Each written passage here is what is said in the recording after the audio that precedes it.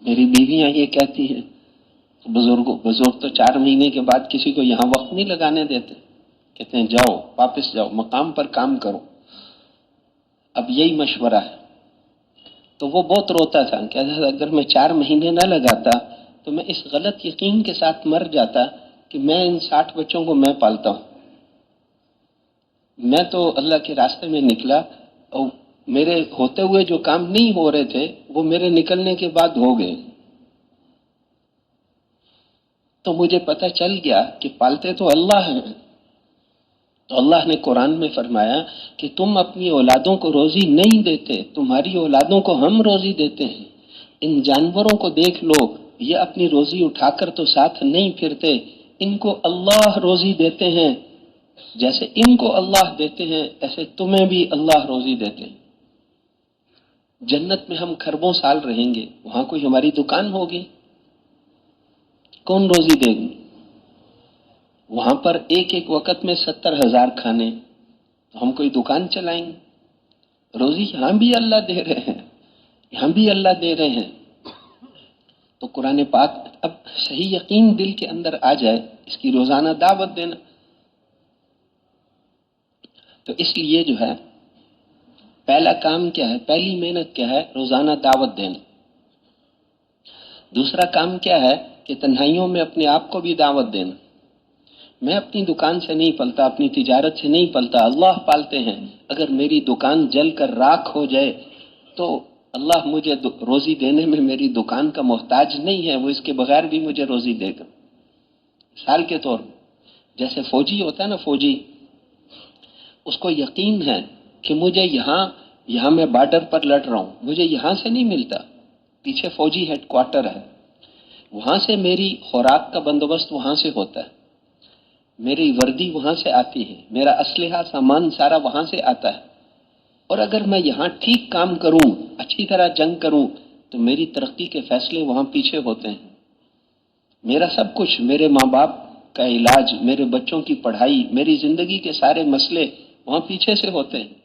ایسے ہمیں یقین ہو کہ روزی تو اللہ دے رہے ہیں، وہاں سارے کام وہاں سے ہوتے ہیں، یہاں میں دکان میں تجارت کروں گا، اللہ کے حکم کے مطابق کروں گا تو اللہ خوش ہو کر مجھے پالیں گے، میرے پلنے کا تعلق دکان سے نہیں ہے، اللہ کے ساتھ۔ اب یہ آدمی جھوٹ نہیں بولے گا دکان۔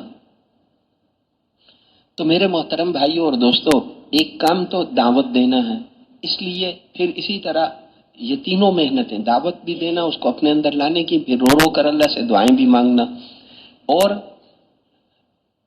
یہاں سے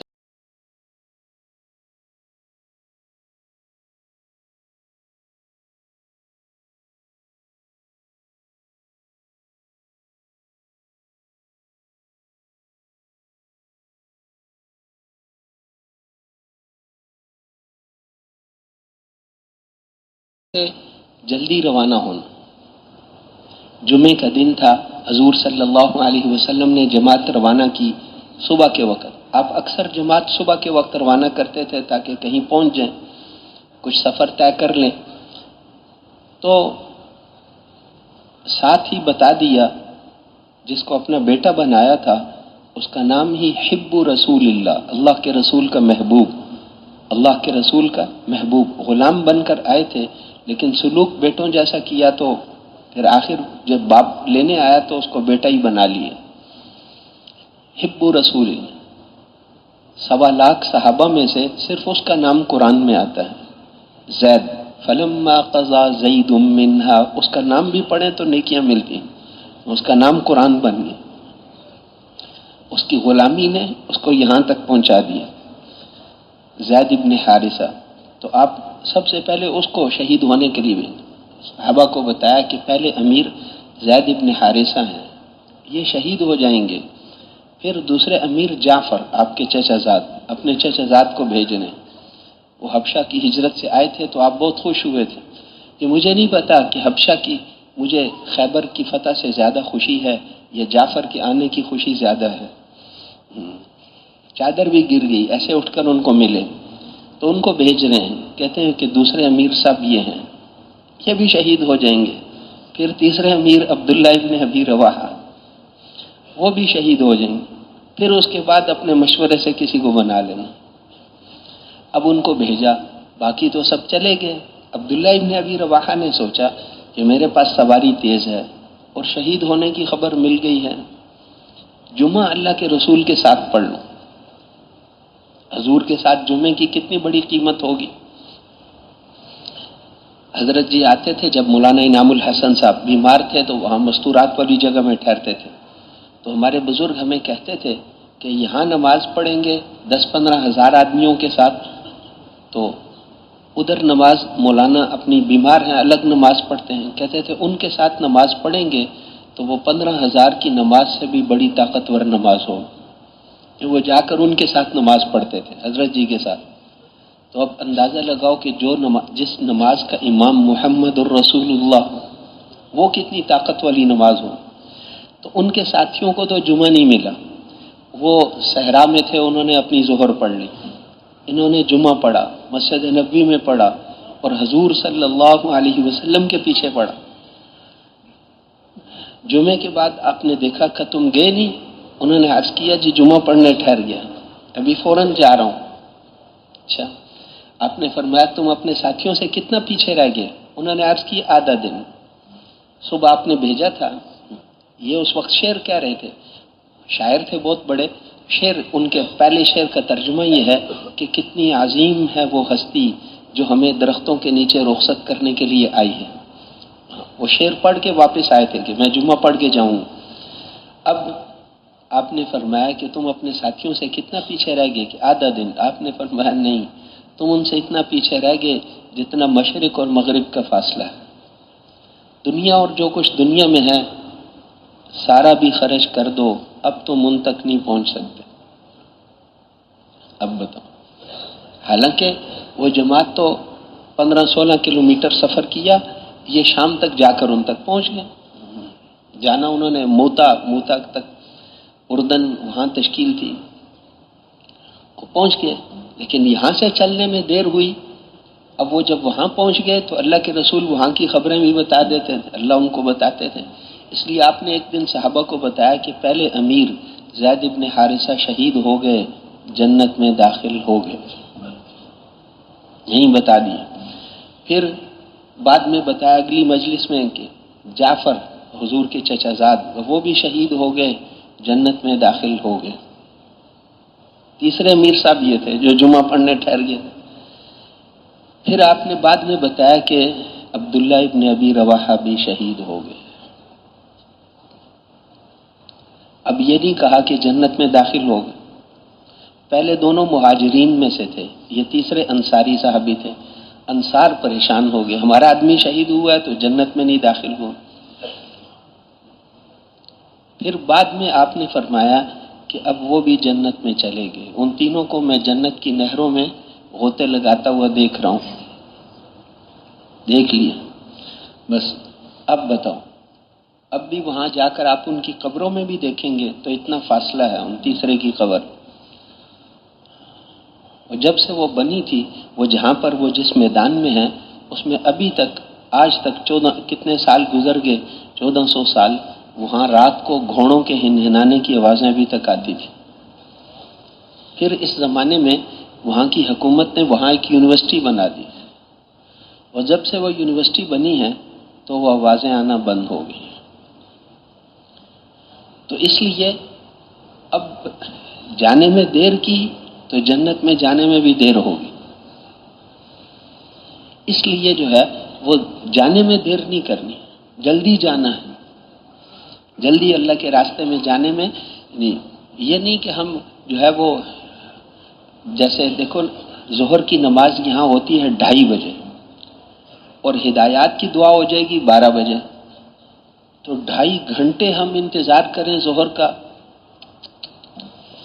حضور تو فرماتے تھے فوراً جاؤ، تو آپ فوراً ان کو ظہر ہم لاہور جا کے پڑھیں گے، ظہر ادھر جانا ہے تو آگے جا کے پڑھیں گے، ابھی سے کیا۔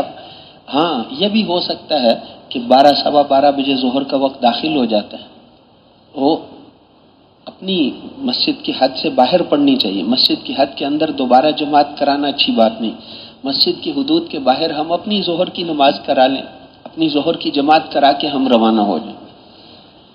ٹھہرنا نہیں ہے، ظہر تک بھی نہیں ٹھہرنا. اور اگر شام کی ٹکٹیں ملی ہیں تو پھر بزرگ یہ فرماتے ہیں کہ یہاں باہر قریب میں مسجدیں ہیں بہت ساری، کسی مسجد میں چلے جائیں. لاہور سے ٹکٹ ہوئی ہے، لاہور چلیں، لیکن وہاں اسٹیشن کے قریب کسی محلے میں ٹھہر کر کام کر لیں. خود اسٹیشن کی مسجد میں نہیں جانا چاہیے، وہاں چوریاں بھی ہوتی ہیں، گناہ بھی. اسٹیشن پر جائیں گے، نامحرم پر نظر پڑی تو حضور نے فرمایا آنکھ کا زنا تو ہو گیا. آنکھ کے راستے سے گند اندر پیدا ہو جاتا ہے. اللہ کے ساتھ جو ہمارا تعلق ہے اس کو سب سے زیادہ نقصان آنکھ کا غلط استعمال دیتا ہے. آپ نے ارشاد فرمایا کہ یہ شیطان کے زہریلے تیروں میں سے ایک تیر ہے. شیطان کے زہریلے تیروں میں سے ایک تیر ہے. صرف تیر نہیں، ایک حدیث میں آتا ہے شیطان کے تیروں میں سے ایک تیر ہے، ایک حدیث میں آتا ہے شیطان کے زہریلے تیروں میں سے ایک تیر ہے. تو اس لیے فرمایا کہ ایمان والوں کو فرما دیجئے کہ اپنی نظروں کی حفاظت کریں، نظروں کی حفاظت کریں. نظر جھکا کر رکھ، یہاں سے جاتے ہوئے نظروں کی حفاظت، ہر ایک کو نہیں دیکھنا، نظروں کی حفاظت. ہم مولانا نذر الرحمان صاحب کے ساتھ تشکیل تھی، وہ ایکسیڈنٹ ہو گیا بس کا، تو ہم نیچے اتر کر دیکھنے لگے تو مولانا غصے ہو گئے، بندے خدا وقت ضائع کرتے. وہیں پہ ہمیں کپڑا بچھا کے تعلیم کا حلقے میں لگا تعلیم، جو بزرگ ساتھ ہیں. پھر کرتے کرتے وہ بندوبست جب ہو گیا، بچے چلو پھر روانہ ہو گئے. اب ہمیں پتہ ہی نہیں آج تک کہ پتہ نہیں وہ کیا ایکسیڈنٹ ہوا، دیکھنے بھی نہیں دیا کہ وقت ضائع نہ کرو، اپنا کام کرو. وہ باہر ملکوں کی شورا والے ملنے آئے ایک دن مولانا کو، ہم ان کے پاس تھے. ان کا جی باہر ملکوں کی شورا والے آئے ہیں، وہاں کے امیر صاحب ملنے آئے ہیں. اب مولانا تو اپنا قرآن پڑھ رہے تھے. مولانا کا سب کو السلام علیکم، اپنا قرآن شروع کریں، سب کو السلام علیکم، بس ضرورت ہی نہیں. تو اس لیے وہ تو خیر بڑی عمر والے تھے نا، ورنہ جوانی میں تو ان کو لیتے تھے دیتے تھے کر. تو اس لیے جو ہے وہ ہم اپنا مشغول رہیں، نظروں کی حفاظت کرنی ہے، نظر کی حفاظت. حضور صلی اللہ علیہ وسلم مردوں کو بھی زیادہ نہیں دیکھتے تھے. حضرت ابوبکر حضرت عمر کو دیکھتے تھے، حضرت عمر حضرت ابوبکر آپ کو دیکھتے تھے، باقیوں کی جرت ہی نہیں تھی. عمرو بن عاص مصر کے فاتح، وہ فرمایا کرتے تھے کہ اگر ہم سے حضور کا حلیہ مبارک پوچھو گے تو ہم نہیں بیان کر سکتے، اس لیے کہ کبھی دیکھنے کی ہمت ہی نہیں ہوئی. 3-4 سال، آخری 3-4 سال آپ کے ساتھ گزارے، لیکن دیکھنے کی جرت ہی نہیں تھی. تو اس نظر کی حفاظت، نظروں کی حفاظت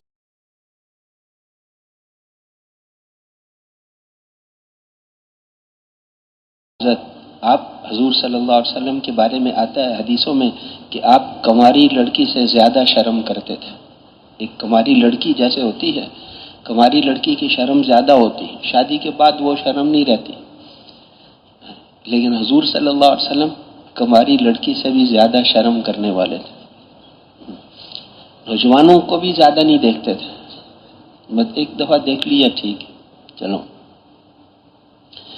تو یہ اللہ کو پسند ہے. حیا اللہ سب سے زیادہ، حضور نے فرمایا تم سب سے زیادہ حیا والا میں ہوں، اور میرے سے زیادہ حیا والے اللہ ہیں. ما احد اغیر من اللہ، اللہ سے زیادہ غیرت مند کائنات میں کوئی نہیں ہے. اس لیے فواحش کو، بری چیزوں کو منع کیا ہے. وہ غیرت مند ذات ہے، غیرت مند. حیا تو بہرحال بات یہ چل رہی تھی کہ جلدی روانہ ہونا ہے، اور جانے سے پہلے وہاں کے حالات ہم معلوم کر لیں. جہاں ہماری تشکیل ہوئی ہے وہاں کے کیا حالات، لوگ کیا پسند کرتے ہیں، وہاں مسجدوں میں ٹھہرنے دیتے ہیں نہیں دیتے، کہاں جا رہے ہیں. ہر ساتھی کو پتہ تو ہو. بعض دفعہ کہیں کھانے کے لیے، وضو کے لیے ٹھہرے، بس چل پڑی، ایک بابا جی پیچھے رہ گئے، اس کو پتہ ہی نہیں کہاں جانا ہے. ایک دفعہ تو ایسا ہوا، ایک جماعت بیچاری انڈونیشیا گئی. اب انہوں نے راستے میں دبئی میں ٹھہرنا تھا، دبئی میں ٹھہرے. ان کے کچھ سیدھے سادے ساتھی تھے، وہ استنجا خانے میں لیٹ ہو گئے، جہاز چلا گیا، آدھی جماعت چلی گئی. اب انڈونیشیا کہاں جانا ہے وہ انہی کو پتا تھا، ان کے پاس فون نمبر تھے، ہر چیز تھی، وہاں کس آدمی کے پاس جانا ہے وہ تو پہنچ گئے۔ بعد میں ان کو بھی انہوں نے اگلے جہاز میں دبئی والوں نے بٹھا دیا، دوسرا جہاز جو انڈونیشیا جا رہا ہے۔ وہ انڈونیشیا پہنچے، اب ان سے پوچھا کہاں جانا ہے، مرکز جانا ہے، ان کا مرکز جو چیزیں بیچنے کا مرکز ہوتا ہے، وہاں مرکز تو کہتے ہیں جہاں سامان بیچتے ہیں، وہاں ان کا نہیں، مرکز مرکز ان کا مرکز پتہ ہی نہیں تمہیں کہ وہ فون نمبر بتاؤ، ان کا فون نمبر کوئی نہیں۔ تو انہوں نے ان کو اسی جہاز پہ بٹھا کے پھر پاکستان بھیجا، جاؤ تم پتہ ہی نہیں کدھر جانا ہے۔ پھر وہ واپس آئے، اب یہاں سے معلومات لے کر گئے کہ کہاں جانا ہے، وہ پوری ٹکٹ لاکھوں روپے کی ضائع ہو گئی۔ تو اس لیے فرماتے ہیں کہ جانے سے پہلے وہاں کے حالات تو معلوم کریں، راستے کے حالات معلوم کریں۔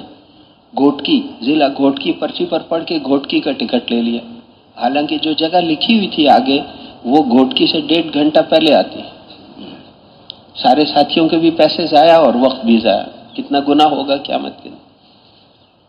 تو اس لیے نہیں، ہر چیز معلوم۔ جیلم ضلع جیلم کی ایک بستی ہے، قصبہ ہے للہ ٹاؤن، للہ شریف، وہ موٹر وے پر آتا ہے، وہ جیلم سے اتنا دور ہے جتنا یہاں سے جیلم ہے۔ اس لیے اب اگر ضلع جیلم پڑھ کے جیلم چلے گئے تو اتنا پھر واپس آنا پڑے گا۔ تو پہلے پوری معلومات تو کریں، پوری معلومات کریں، سارے ساتھیوں کو بتائیں ہم نے کہاں جانا ہے، ان کو لکھ کر دے دیں، سیدھے سادے ساتھیوں کو بھی پتہ ہو۔ پھر اسی طرح ایک جماعت گئی یہاں سے، یہ مانگا روڈ سے بڑی گاڑیاں ملتی ہیں، مانگا روڈ پہنچ کے انہوں نے بھاول نگر جانا تھا، وہ کھڑے تھے، ملتان کی بس والا آیا کہ ہمارے ساتھ بیٹھ جاؤ، انہوں نے کہا کہ ہم نے تو بھاول نگر جانا ہے، وہ بسوں والے تو چالاک ہوتے ہیں، ان کا جہاں ہم اتاریں گے نا ساتھ ہی بھاول نگر کی بس ہوگی، وہاں بیٹھ کے تم فوراً پہنچ جاؤ۔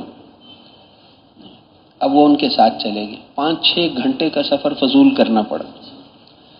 اس سے پیچھے بھاول نگر کی بھی بس آ رہی تھی، وہاں سیدھے جلدی پہنچ جاتے ہیں۔ تو اس لیے حضور صلی اللہ علیہ وسلم نے فرمایا کہ مومن بدھو نہیں ہوتا، سمجھدار ہوتا ہے، دھوکہ دیتا بھی نہیں اور دھوکہ کھاتا بھی نہیں ہے، بے وقوف نہیں ہوتا، سمجھدار ہوتا ہے۔ مومن کی یہ نشانی ہے۔ اس لیے روز بزرگ فرماتے ہیں بھئی پیسے تھوڑے تھوڑے جمع کرو، 150 کرایہ ہے تو 200 روپے جمع کر لو، جتنا کرایہ اس کے حساب سے۔ تو اب کیا کرتے ہیں، پھر ساتھی آ جاتے ہیں، کہتے ہیں نہیں وہ سارے پیسے ایک کے پاس جمع کرائے تھے وہ غائب ہو گئے، پیسے لے کے بھاگ گیا۔ بھائی سارے پیسے کیوں جمع کرائے تھے؟ تو بتایا تھا 150 روپیہ جمع کرانا ہے۔ مومن تو سمجھدار ہوتا ہے۔ اس طریقے سے تھوڑے تھوڑے پیسے جمع کرنا، پیسوں کو لوگوں کے سامنے نہیں گن کر رکھنا، اس کو چھپا کے رکھیں گے۔ پیسے گننے بھی ہوں تو بیت الخلاء میں گنو، اندر کی جیب میں رکھو جہاں کوئی ہاتھ نہیں مارتا۔ پھر رات کو اتار کر واسکٹ اتار کر وہ رکھ دی تو سارا گناہ آپ کو ہوگا۔ اب کوئی چوری کرے گا، واسکٹ میں پیسے رکھے وہ اتار کے رکھ دی، تو چوری کرے گا گناہ تو آپ کو ہوگا، خود ہی اتار کر رکھ دی تھی۔ اس کو تو ایسے رکھنا چاہیے تھا کہ وہ پیسے کوئی نہ نکال سکے۔ اپنے سامان کی ہم حفاظت نہیں کر سکتے تو ایمان کی حفاظت کیسے کریں؟ اس لیے میرے محترم بھائیوں اور دوستوں، یہاں سے ساری اور جانے سے پہلے اچھا ٹرین کا سفر ہو تو گیس کا سلنڈر نہیں لے کر جانا، خالی بھی نہیں لے کر جانا، منع ہے۔ اور وہ پولیس والے پھر رہے ہوتے ہیں، وہ دیکھتے ہیں آپ نے تھیلے کے اندر بھی رکھا ہے تو وہ دیکھ لیں گے، پھر جرمانہ کریں گے اس پر۔ لے جانا ہی نہیں چاہیے، جو چیز منع ہے وہیں اللہ کوئی بندوبست کر دے گا، وہیں کوئی بندوبست ہو جائے گا۔ بس اس طریقے، ہاں بس میں جا رہے ہوں تو پھر لے جا سکتے ہیں۔ بہرحال جانے سے پہلے وہاں کے حالات معلوم کرنا، اور ہر جگہ کے لوگ آپ کو مل جائیں گے۔ کراچی کی جماعت کی تشکیل ننکانہ صاحب ہوئی، انہوں نے یہاں ساتھیوں سے حالات پوچھے، پتہ چلا ان کو، وہاں کے ساتھیوں نے بتایا جتنی مسجدوں میں، جتنی بستیوں میں آپ کی تشکیل ہے، کسی بستی میں بھی مسجد میں نہیں جانے دیتے، باہر رہ کر کام کرنا پڑے گا۔ ٹھیک ہے، انہوں نے باہر سے ایک ٹاٹ خرید لیا، نیلے رنگ کا، وہ پلاسٹک ہوتا ہے نا بڑا سارا، کیونکہ باہر رہنا ہے تو بستر بچھانے کے لیے ٹاٹ۔ اب وہاں جا کر پہلی بستی میں گئے، انہوں نے اندر نہیں جانے دی، لڑنا تو ہم نے ہے ہی نہیں کسی سے، وہ بیچارے جانتے نہیں ہیں، جانتے ہوتے تو وہ ایسا نہ کرتے۔ حضور صلی اللہ علیہ وسلم احد میں کتنی تکلیفیں پہنچائیں، آپ کے دندان مبارک، 2 دانت شہید ہو گئے، خود کی کڑیاں چہرے میں گھس گئیں، کندھا زخمی ہو گیا، بے ہوش ہو گئے، وہ سارا کچھ ہوا، خون کتنا نکلا۔ پھر لوگوں نے کہا کہ ان کے لیے اب تو بد دعا کر دو، تو آپ نے اس وقت بھی فرمایا کہ اللہ ان کو معاف کر دے، یہ مجھے جانتے نہیں ہیں، اگر یہ جانتے ہوتے تو یہ میرے ساتھ ایسے نہ کرتے۔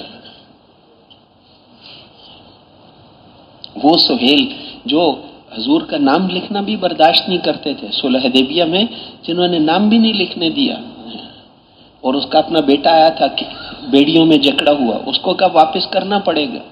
حضور نے کہا یہ ایک مانگا ہوا آدمی مجھے دے دو، ابھی تک ہم نے تو دستخط بھی نہیں کیے۔ انہوں نے کہا نہیں، اگر یہ لوگ ہیں تو پھر معاہدہ ہی ختم۔ آپ نے کہا اچھا چلو، اس کو کہا تیرے لیے اللہ کوئی راستہ نکالے گا۔ اور پھر وہی سہیل تھے جو آپ کا پانی بھی نہیں نیچے گرنے دیتے۔ جب ایمان لے آئے تو پھر وہ جانتے نہیں ہیں، اس لیے جو مسجد سے نکال رہے ہیں بیچاروں کو پتہ نہیں ہے، کوئی بات نہیں ہے، ناراض نہیں ہونا، ان کے ناراض نہیں ہونا۔ ہم باہر، انہوں نے جماعت والوں نے باہر درخت کے نیچے کپڑا بچھایا اور جلدی سے چائے بنا لی، جو بھی گزرتا اس کو چائے بھی پلاتے، دعوت بھی دیتے، سارے بستی والے، اور اس کو کہتے ایک آدمی سے ہمیں ملا دو، اپنے دوست سے، بھائی سے، چچا زاد سے، اپنے کسی ایک رشتہ دار سے ملا دو۔ ہر گزرنے والے کو خود بھی پوری بات کرتے، اور ایک آدمی اس کے ذریعے سے، اور تو بس پوری بستی سے ملاقاتیں ہوگی۔ کئی مسجدوں میں ان کو پھر مسجد میں بھی لے گئے۔ تو اس طریقے سے ہوتا ہے، ہم نے کسی سے جھگڑا تو کرنا نہیں ہے، لیکن بستی بھی نہیں چھوڑنی۔ بعض جگہ مسجد میں نہیں ٹھہرنے دیتے تو ہم درخت کے نیچے ٹھہر جائیں گے، کسی اور جگہ ٹھہر کر مقصد تو کام کرنا ہے۔ وہ کہیں بستی میں بھی نہ رہو، یہاں ہماری عورتیں پھرتی ہیں، اچھا چلو ہم بستی کے باہر ٹھہر جائیں گے۔ کام کرنا ہے نا، ملاقاتیں کرنی ہیں، ان کو سمجھانا ہے اللہ بہت بڑے ہیں، اللہ کو راضی کرو، اللہ کو راضی کر لو۔ کس میں لگے ہوئے ہو؟ تو وہ بیچارے کو کلمہ بھی نہیں آتا اور ہمیں نہیں ٹھہرنے دیتے، کوئی بات نہیں، ہم تو ناراض نہیں ہوتے۔ اس لیے میرے محترم بھائیوں اور دوستوں، اس طریقے سے ہم وہاں ایک ایک بستی میں جانا، ایک ایک جگہ میں جتنی بستیاں لکھی ہوئی ہیں ساری پوری کرنا ضروری نہیں ہے۔ 20 بستیاں لکھی ہوئی ہیں، 10 لکھی ہوئی ہیں، جتنی ہم آدھی میں کام کر سکتے ہیں آدھی میں کر لیں، لیکن پورا کام کرنا۔ شروع میں بزرگ فرماتے تھے ایک ایک بستی میں ایک ایک دن 2 دن، تاکہ تعارف ہو جائے۔ اب بزرگ فرماتے ہیں کہ اب تعارف کے لیے نہیں، بے تعارف ہو گیا، اب تو کام کے لیے بھیج رہے ہیں۔ ہر بستی میں کام پورا کر کے پھر آگے جاؤ، 2 دن لگیں، 3 دن لگیں، مجبوری میں چلو 4 دن لگیں، اس سے زیادہ ایک مسجد میں نہیں ٹھہرنا چاہیے، کیونکہ انسان سستی، دیکھو سست آدمی تو اللہ کو بالکل پسند نہیں، سست آدمی وہ اللہ کو پسند ہے۔ ہمت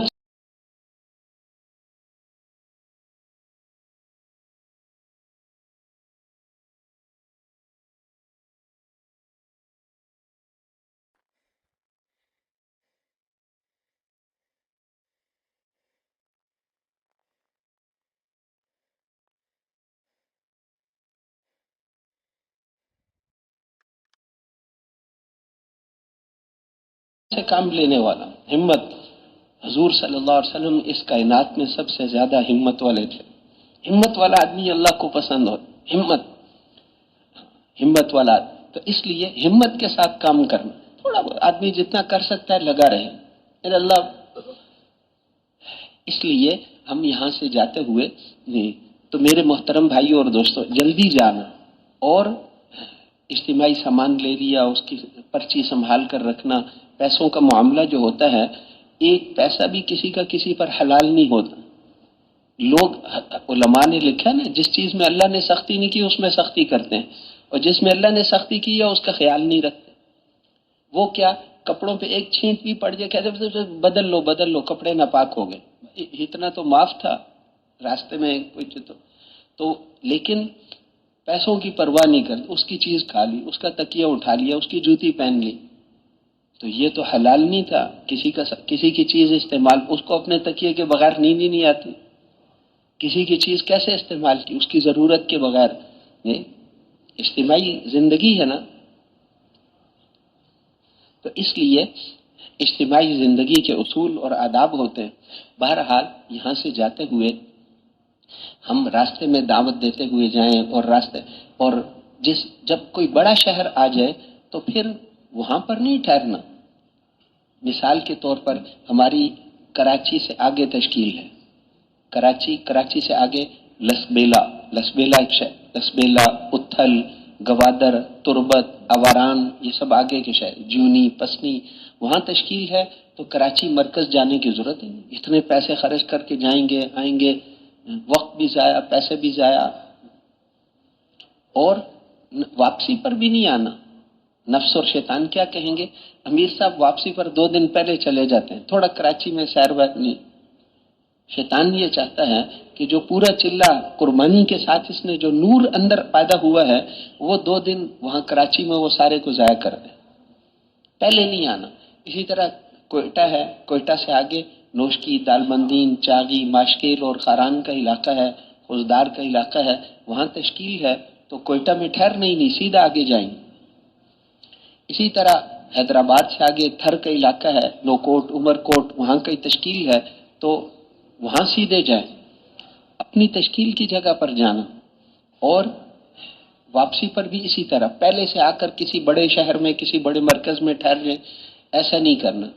اور میرے محترم بھائیوں اور دوستوں، راستے میں دعوت دیتے ہوئے اور ٹرین میں اگر سفر کریں تو ہر ساتھی اپنی ٹکٹ اپنے پاس رکھے، کیونکہ دعوت دینے کے لیے ساتھ والے ڈبے میں اگر چلے گئے، اے سی ڈبے میں تو جانا نہیں چاہیے. اگر ہمارے پاس اکانومی کی ٹکٹ ہے تو اے سی ڈبے میں جانے کی شرعاً بھی اجازت نہیں ہے. ہمیں دعوت دینے کے لیے بھی نہیں جا سکتے، جانے ہمارے پاس ٹکٹ ہی نہیں اس کی، تو وہاں نہیں جانا. بس اب ہم دوسرے ڈبے میں دعوت دینے گئے، اب وہ ٹکٹ چیک کرنے والا آ گیا، پھر تو ٹکٹ ساتھ ہونی چاہیے.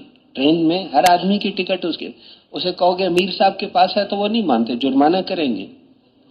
ہر آدمی کی ٹکٹ اس کے پاس ہو، اس کا خیال رکھنا. اور پھر ساتھیوں کو ساتھ اپنے ساتھ پانی رکھنا. حدیث شریف میں آتا ہے کہ پانی پلانے سے بڑا صدقہ کوئی نہیں ہے.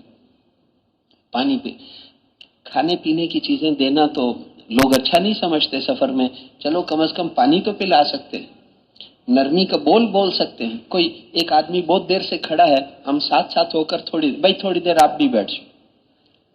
یا اگر ہمارے پہلے ہی ہم تنگ ہیں تو ایک ساتھی کافی دیر جب گزر گئی تو وہ اس کو کہے کہ بھائی ہم نے سیٹ بک کروائی ہے لیکن کوئی بات نہیں، ہم سارے بھائی ہیں نا، تھوڑی دیر آپ بیٹھ جاؤ، آپ بہت دیر سے کھڑے ہیں، آپ بیٹھ جائیں تھوڑی دیر، باری باری. سفر ہے نا، یہ زندگی سفر ہے، بس آگے دعوت شروع ہوگی، اب وہ ہماری بات بھی سنیں گا. نرمی، شفقت، محبت کے ساتھ معاملہ کرتے ہوئے جی. تو اس طریقے سے ہم راستے میں سب سے زیادہ موقع تلاش کرنا چاہیے دعوت کا. جس وقت دعوت دینے کا موقع ہے اس وقت تلاوت میں لگ جانا یہ صحیح نہیں. حاجی عبدالوہاب صاحب اکثر سناتے تھے کہ کہتے ہیں ہم یہاں سے چڑھے، کہتے میں اور مولانا عبید اللہ صاحب ایک بزرگ تھے، وہ پھر کہتے مولانا نے چڑھتے ہی قرآن پاک نکالا اور پڑھنا شروع کر دی. کہتے میں بڑا متاثر ہوا کہ مولانا نے 1 منٹ بھی ضائع نہیں کیے. آگے حضرت جی نے چڑھنا تھا، وہاں یوسف صاحب رحمۃ اللہ علیہ کہ وہ جب چڑھے انہوں نے دیکھا تو انہوں نے خوب ڈانٹا کہ پچھلے اسٹیشن سے یہاں تک کتنے لوگ چڑھے اور کتنے اترے، یہ تلاوت کا وقت تھا، تو دن کا وقت ہے، سواریاں چڑھ رہی ہیں اتر رہی ہیں، ان کو دعوت، یہ لوگ ساری زندگی تمہیں دوبارہ ملیں گے کب؟ حاجی صاحب کہ میں نے کہا اچھا شکر ہے میں نے نہیں نکالا جی، کہ یہ تو دعوت دینے کا وقت تھا، دعوت کا وقت ہے. جس وقت لوگ ملتے ہیں، تلاوت تو ہم اپنے انفرادی وقت میں بھی کر لیں گے، انفرادی وقت میں رات کو بھی کر لیں گے. وہ یہ لوگ جو سفر میں ہمارے ساتھ ہیں پھر یہ زندگی میں ہمیں نہیں ملیں گے. ان کو اللہ کی عظمت بڑائی پورے 6 نمبروں کی دعوت دیں گے نا انشاءاللہ. بس اس کے بعد پھر جب وہاں پہنچ گئے جہاں ہماری تشکیل ہے تو وہاں کے ذمہ داروں کو ہم اپنی جماعت کے حالات بتا دیں. یہ ہماری جماعت اسٹوڈنٹس کی جماعت ہے، اب وہ اس کے مطابق عصری اداروں میں ہماری تشکیل کریں گے. یہ ہماری جماعت جو ہے، ہماری جماعت میں پولیس کے افسران ہیں، یا ہماری جماعت میں فوج کے آدمی ہیں، یا ریٹائر شدہ یا جیسے بھی ہوں، ہماری جماعت میں جو ہے وکیل صاحبان ہیں، یا ہماری جماعت میں جو ہے بیرون جانے والی جماعت ہے، اندرون جس قسم کی بھی جماعت ہوگی اس کے مطابق وہ تشکیل کریں۔ اس طرح جو ہے وہ اپنے حالات ان کو بتا دینا، وہ اپنی مسجدوں کے حالات ہمیں بتا دیں۔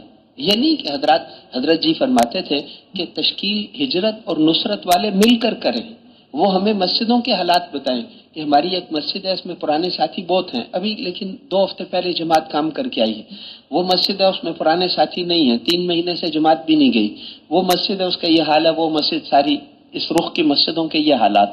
اب ہم بیٹھ کر مشورہ کریں جماعت والے کون کون سی مسجدوں میں جانا ہے، کس مسجد میں پہلے کام کریں، کس میں نہیں کام کریں گے مقامیوں کے مشورے سے، لیکن ہمارے ساتھیوں کی فکر بھی استعمال ہو۔ نئی سے نئی جگہوں پہ بھی جانا ہے، غریبوں کی بستیوں میں بھی جانا ہے، غریبوں کی بستیوں میں بیچارے دین سے بھی دور دنیا سے بھی دور۔ خانہ بدوشوں کی ایک بستی میں حیدرآباد میں جماعت گئی مستورات کی، انہوں نے یہاں کارگزاری سنائی کہ پہلے دن تو ان کی مستورات ہنستی تھیں، بعد میں تو 3 دن روتی رہیں، پہلے دن ہنستی تھیں تو ہماری عورتوں نے ان سے پوچھا تم ہنستی کیوں ہو؟ تو انہوں نے کہا کہ ہمیں تو زندگی میں پہلی دفعہ پتہ چلا ہے کہ عورتوں پر بھی نماز فرض ہے، ہمیں تو بتایا تھا صرف مردوں پر ہے۔ بوڑھی ہو گئی، مسلمان عورتیں ہیں، کہتے ہیں ہمیں تو یہ بتایا تھا کہ صرف مردوں پر نماز فرض ہے۔ اب پھر تو 3 دن روتی رہی، پھر وہ ساری 20 عورتیں تھیں اس بستی میں، سب اللہ کے راستے میں نکلی۔ تو اس لیے غریب لوگ بیچارے یہ ریلوے اسٹیشن کے قریب یا بھٹے ہوتے ہیں نا، اینٹوں کے بھٹے، وہاں رہتے ہیں، یا یہ پٹڑی کے دائیں بائیں غریب لوگ، ان کے پاس بھی جانا۔ غریبوں، انبیاء علیہ السلام کا شروع میں ساتھ دینے والے اکثر غریب لوگ ہوتے تھے، وہ آتے ہیں تو مضبوط ہوتے ہیں، بعد میں پھر دوسرے لوگ بھی ان کے ساتھ جڑ جاتے ہیں۔ تو اس لیے کتنے ہی خانہ بدوشوں کے اندر جماعتیں گئیں، ان میں سے لوگ نکل کر سال لگا کر آگے، 4 مہینے لگے، سال لگے، انہی میں سے کیسے آدمی تیار ہو گئے۔ تو اس لیے غریبوں کی بستیوں میں بھی جائیں گے نا انشاءاللہ، ہر ایک میں کام کرنا ہے، لیکن تو اسی طرح میرے محترم بھائیوں اور دوستوں، جہاں ہماری تشکیل ہے وہاں پہنچ گئے تو اب اس بستی میں داخل ہونے سے پہلے ایک بہت ضروری مذاکرہ ہے، ایک مذاکرہ ہے بہت ضروری کہ ہم کس نیت سے اس بستی میں داخل ہو رہے ہیں۔ یہ بستی حضور صلی اللہ علیہ وسلم کی محنت والوں کی بستی بن جائے، یہاں سے جماعتیں ساری دنیا میں جائیں، ساری دنیا کی جماعتیں یہاں آئیں۔ مدینہ منورہ کا نام تھا حضور کے زمانے میں دار الہجرت والسنہ، یہ وہ شہر ہے کہ سارے لوگ اپنی اپنی تہذیبوں کو چھوڑ کر یہاں کی حضور کے رنگ میں، سنت کے رنگ میں رنگے جاتے ہیں۔ دار الہجرت والسنہ، دار الایمان، ایمان والوں کا شہر۔ تو اس لیے یہ بستی حضور کی محنت والوں کی بستی بن جائے، اس کے لیے جو ہے 100% بالغ افراد سے ہم نے وہاں ملاقات کرنی، نقد جماعتیں چلے 3 چلے کی نکالنی، 5 اعمال پورے شروع کرنے ہیں، اور ساری ہر مسجد میں جماعت مضبوط بن جائے، پھر آگے جانا ہے۔ یہ سارے کام کرنے ہیں۔ پہلا کام کیا ہے کہ 100% کہیں بھی ہم جائیں 100% بالغ افراد سے ہماری ملاقات ہو۔ یہ ایک بہت لمبا چوڑا کام ہے۔ مولانا احسان صاحب کی یہاں شیخو پورہ تشکیل ہوئی، وہاں مرکزی مسجد ہے، مرکز تو ہے نہیں، مرکزی مسجد ہے۔ مرکزی مسجد میں مہینے میں 1 یا 2 جماعتیں وہ ٹھہراتے ہیں کام کرنے کے لیے۔ وہاں پر مولانا نے کہا بھئی ہر آدمی سے ملو، ہر آدمی سے ملو۔ تو ایسے ساتھی ملے، ایک آدمی ملا، اس نے کہا میں 26 سال سے اس محلے میں رہتا ہوں، مجھے آج تک کسی تبلیغ والے نے دعوت نہیں دی۔ ایک اور آدمی ملا، اس نے کہا میں 22 سال سے اس محلے میں ہوں، مجھے آج تک کسی نے دعوت نہیں دی۔ ایسے لوگ مل رہے ہیں۔ اب کیا ہوتا تھا، جماعتیں تو ٹھہرتی ہیں وہاں، ہر مہینے جاتی ہیں، لیکن وہ جس وقت گشت کرتے ہیں اس وقت وہ ڈیوٹی پر ہوتے ہیں، باقی اوقات میں ان سے کوئی ملا نہیں۔ تو اس لیے کوشش کرنا، کون ایک گھر کتنے بالغ افراد ہیں، کون کس وقت ملے گا، جس ہماری محنت محلے وار مسجد وار محنت ہے، حلقے وار نہیں ہے، مسجد وار۔ جس محلے میں ہماری تشکیل ہے اس محلے سے باہر جانا ہی نہیں۔ بعض ساتھی کہتے ہیں نہیں ہم 10 میل گشت کرنے بھی چاہے، اوہو وہاں تو جانا ہی نہیں تھا۔ نہیں، جس محلے میں تشکیل ہے اس محلے سے باہر جانا ہی نہیں۔ اور اس محلے کے کسی آدمی کو چھوڑنا نہیں. جس بستی میں کوئی بستی ہے، بستی کے کسی آدمی کو چھوڑ. ایک گھر میں جب جاؤ کہتے ہیں وہ دکان پر ہے، تو ہم 2 کلومیٹر دور دکان ہے وہاں چلے جائیں گے. زیادہ دور ہو تو نہیں، قریب ہو تو. اس کی دکان پہ چلے گئے، پتہ چلا وہ آگے دوستوں کے پاس گیا ہوا ہے، وہاں چلے جائیں گے. ہمیں تو ہر قدم پہ اجر مل رہا ہے. اسی طرح ایک آدمی ہے، اس کے گھر جب جاؤ کہتے ہیں کھیت میں ہے، تو ہم کھیت میں چلے جائیں گے. اس محلے کا کوئی ساتھی چھوٹے نہیں اور سارے باقی محلوں میں جانا نہیں. 7 ماہ سال کی جماعت کی وصولی کبھی کرنی ہو، اس کے لیے دائیں بائیں قریب کے محلوں میں چلے جائیں، کوئی حرج نہیں. لیکن باقی محنت تو ہماری اپنے. دیکھو ہمارا ہدف کیا ہے؟ ہر مسجد سے نقد جماعت نکالنا، چلے 3 چلے کی وصولی. ہاں دیکھو میرے محترم بھائیوں اور دوستوں، آپ حضرات بڑی قربانی سے نکلے ہو، سارا کچھ چھوڑ کر آنا اور موسم کی گرمی سردی برداشت کرنا اور خرچہ کرنا اور اپنی جان مال خرچ کر کے وقت لگانا، در در پہ پھرنا، یہ آسان کام تو نہیں ہے. لیکن اس قربانی کی قیمت وصول ہونی چاہیے نا. قربانی کی اور قیمت کچھ نہیں، تو پھر 35 دن کی تشکیل کر کے آئے، کہتے ہیں کوئی وصول نہیں. لاہور، وہ تو آدمی عزم کر لینا تو آسان. لاہور کی ایک جگہ تھی، بہت پہلے کی بات ہے، لوگ کہتے تھے یہ بہت بنجر علاقہ ہے، یہاں سے کوئی وصولی نہیں ہوتی. حاجی صاحب نے ترغیب دی. کراچی کی ایک جماعت تھی، انہوں نے کہا ہم وصولی کر کے لائیں گے. عزم کر لیا بس، تو حاجی صاحب کو کہہ کر کے ہم وصولی کر کے لائیں گے. انہوں نے وہاں کام کیا، کھلایا پلایا، دوستیاں لگائیں، کیا کیا، محنت کی. وہاں سے 50 آدمی چلے 3 چلے کے وصول کر کے لیا. میاں والی کے سخت علاقوں میں ایسے وہ جماعت گئی، وہ وہاں سے 7-8 جماعتیں وصول کر کے لے. تو عزم کی بات ہے. تھوڑی فکر 100 کے قریب جماعتیں تھیں، حاجی صاحب کے زمانے کی بات ہے، بیرون ملک جانے والی. جب وہ کام کر کے واپس آئیں تو پتہ چلا کہ وصولی نہیں، چلے 3 چلے کی وصولی نہیں کی. حاجی صاحب نے کہا کہ ان کو پھر انہی مسجدوں میں بھیجو، اسی محلے میں بھیجو، اور اگر انہوں نے اب کے وصولی نہ کی ہم ان کو باہر ملک نہیں بھیجیں گے. باہر ملک میں تو وہاں اپنی زبان بھی کسی کو نہیں آتی، اور وہاں کے حالات، تو وہاں محنت زیادہ مشکل ہے بنسبت یہاں کے. تو یہاں بھی یہ وصولی نہیں کرتے تو وہاں کیسے کریں گے؟ ان کو نہیں ہم باہر. اب وہ سب فکر مند ہو گئے. پھر ہر جماعت انہی مسجدوں میں سے نقد وصولی کر کے لے آئی. فکر کی بات ہے، فکر کی بات. تو میرے محترم بھائیوں اور دوستوں، اس لیے کوشش کریں گے نا انشاءاللہ 100% بالغ افراد سے ہماری ملاقات. تبلیغ کا کام بچوں سے اس کا کوئی تعلق نہیں. تبلیغ بڑوں کے لیے ہوتی ہے. نبیوں کو 40 سال کے بعد نبوت ملتی ہے، بڑی عمر، بڑوں پر گزرنا.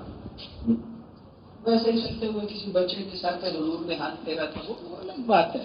سفر سے آپ واپس آ رہے تھے، کسی کو اپنی سواری پہ مدینہ پہنچ کے بٹھا لیا، وہ الگ بات ہے، وہ شفقت، نرمی، محبت. لیکن ہماری محنت بڑوں پر ہوتی ہے، بڑوں پر، ایک ایک کے پاس جانا، ایک بڑی عمر. تو مثال ہر آدمی سے ملنا ہے. جی آپ نے دیکھا مثال کے طور پر ایک گھر ہے محلے میں، اس میں 4 جوان بھائی ہیں، ایک ان کا باپ ہے. تو ان سے الگ الگ ملنا ہے. گھر جا کر اکٹھے ایک ہی ملاقات میں ملو گے نا، ایک نے انکار کیا تو سب کا انکار ہو جائے گا. اللہ نے فرمایا کہ دعوت حکمت کے ساتھ دو. حکمت یہ ہے کہ الگ الگ ملو، الگ الگ ملو. ان سے پوچھو محلے والوں سے، وہ بتائیں گے کہ بڑا بھائی دکان پر بیٹھتا ہے، وہ اسے وہاں اکیلے بات کرنی ہے تو دکان پر. دوسرے نمبر والا وہ دفتر میں ہوتا ہے، فلاں دفتر میں ملے گا. تیسرے نمبر والا وہ فلاں جگہ ملے گا.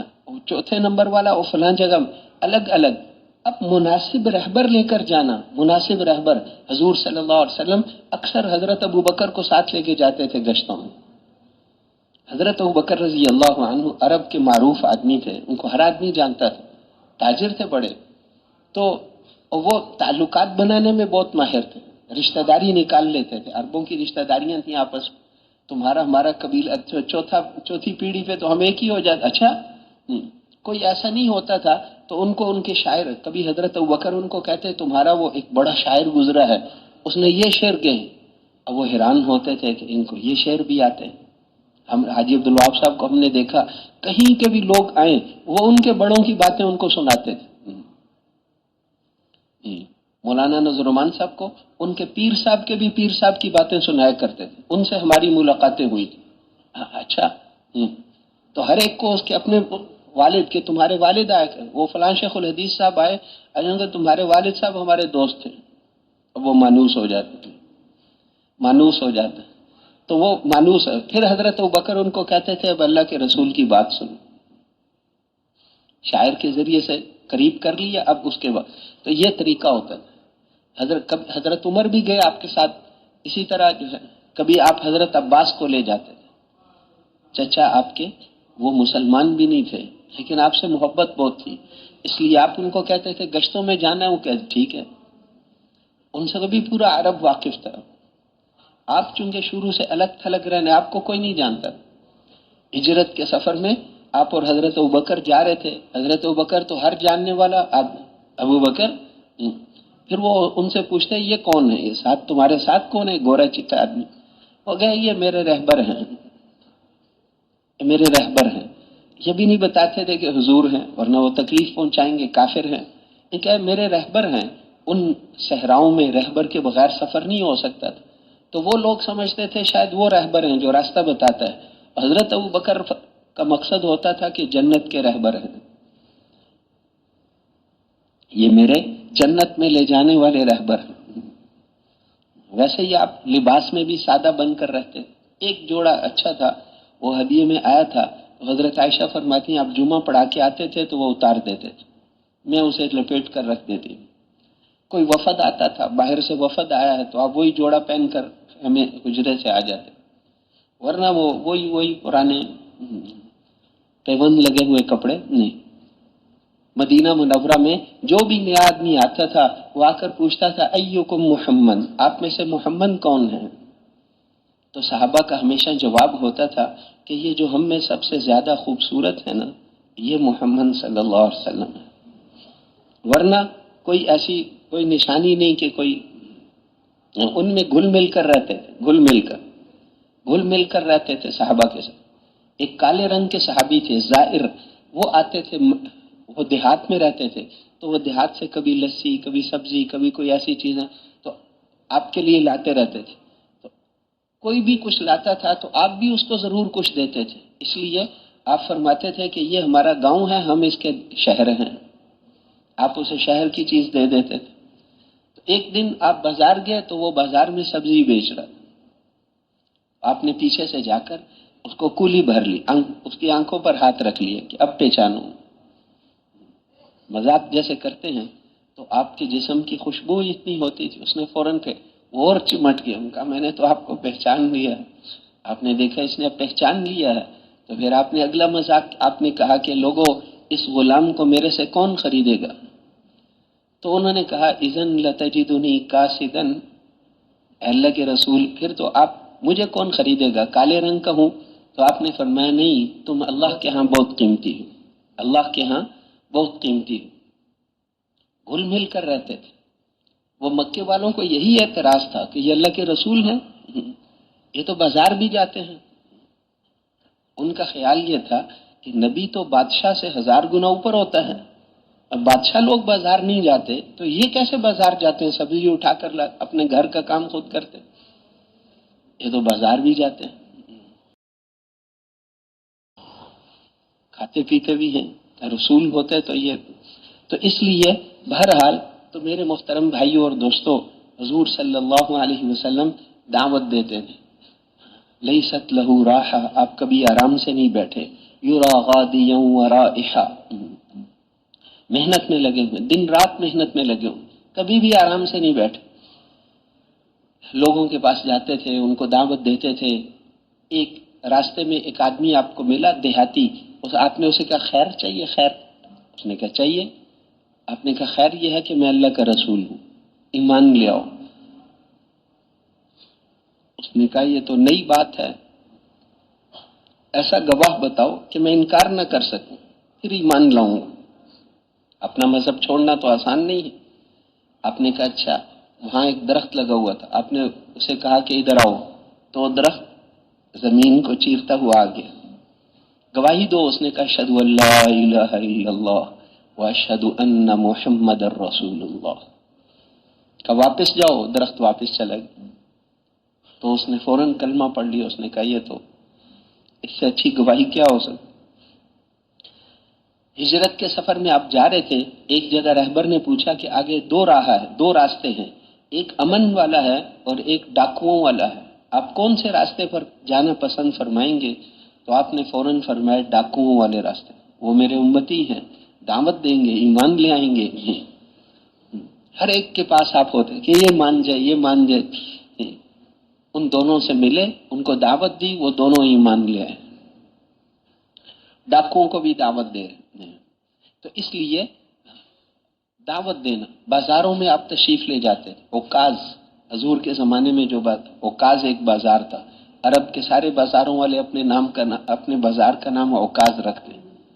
حضور کے زمانے کے بازار کا نام اوکاز تھا، اس لیے اوکاز اور ذی المجنہ اور ذی المجاز یہ بازار تھے، ان میں آپ تشریف لے جاتے، صبح سے شام تک دعوت دے، لوگوں کو جا کر دعوت، کوئی دھکے دیتا، اس وقت لوگ چائے کوئی نہیں پلاتا تھا، کوئی دھکے مارتا، کوئی مٹی پھینکتا، کوئی کچھ کرتا، جی کوئی چچا ساتھ ساتھ پیچھے پیچھے، ابو لہب وہ کہتا یہ پاگل ہے، مجنون، مینٹل، اس کی بات نہ سنو۔ آپ اپنی دعوت دیتے رہتے، دعوت دیتے رہتے۔ تو اس لیے وہ اللہ جل شانہ نے پورے عرب کو بدل، پوری انسانیت کو بدل دی۔ ہاں، تو بہرحال یہ ہمارا کام ہے، دعوت کو لے کر لوگوں کے پاس جانا، یہ نبیوں کا کام تھا۔ حضرت محمد صلی اللہ علیہ وسلم جاتے تھے، سب سے بڑی ہستیاں جاتی تھیں اللہ کے لیے لوگوں کے پاس چل کر، اس لیے لوگوں کے پاس جانا، ان کو دعوت دینا، یہ تو ہم جہاں ہماری تشکیل ہے وہاں پر 100% نوجوانوں، 100% لوگوں سے ہماری ملاقات ہو جائے، ہر ایک سے الگ الگ، اور مناسب رہبر لے کر جانا۔ ایک ایک آدمی کتنا قیمتی ہے، ایک ایک آدمی بعد میں کیسی کیسی صلاحیتوں والا بنے۔ حضور نے فرمایا الناس معادن کمعادن الذهب والفضة، لوگ کانے ہیں جیسے سونے چاندی کی کانیں ہوتی ہیں، ایک ایک آدمی کے اندر اتنی صلاحیتیں ہیں، اس کی صلاحیتیں، ہمیں تو سب کی ضرورت ہے، اس لیے ایک ایک آدمی کو لگانا، کسی کو بھی نہیں چھوڑنا یہ بیکار ہے، نہیں، ہر ایک آدمی کی ہمیں ضرورت ہے، ہر آدمی کی ہمیں ضرورت ہے۔ تو اس لیے میرے محترم بھائیوں اور دوستوں، لوگوں کے پاس جانا، ان کو دعوت دینا، اور ایک تو 100% سے ہماری ملاقات ہو، دوسرے وصول کرنے کی بہت کوشش کریں۔ سروزے، حضرات فرماتے ہیں سروزے کی جماعت نکال کر مطمئن نہ ہو جاؤ، اس لیے کہ سروزہ اگر لگائے گا نا تو ٹھیک ہے، بازار کے ماحول میں جا کر کچھ دن ٹھیک چلے گا، پھر پہلے جیسا ہو جائے گا، وہی دنیا کی باتیں، وہی مال کی باتیں، وہی پھر اسی جیسا ہو جائے گا۔ لیکن اگر اس کو لمبا چلے کے لیے تیار کر لو گے، 3 چلے کے لیے تیار کر لو گے، تو وہ پھر اس کی زندگی کے بدلنے کا ذریعہ بنے گا۔ لوگوں کی زندگی کا رخ بدلنا چاہیے، کیوں؟ سب مال کے پیچھے جا رہے ہیں، سب آخرت کا نقصان کر رہے ہیں، آخرت کا نقصان بہت بڑا نقصان ہوتا ہے، ان کو بدلنا، ان کا رخ آخرت کی طرف ہو جائے، اللہ کی طرف ہو جائے، آخرت کی طرف ہو جائے۔ لا الہ الا اللہ ہم سے مطالبہ کرتا ہے کہ اللہ کو دیکھ کر زندگی گزارو، برادری کو دیکھ کر نہ چلو، اللہ کو دیکھ کر چلو، افسروں کو دیکھ کر نہ چلو، اللہ کو دیکھ کر چلو۔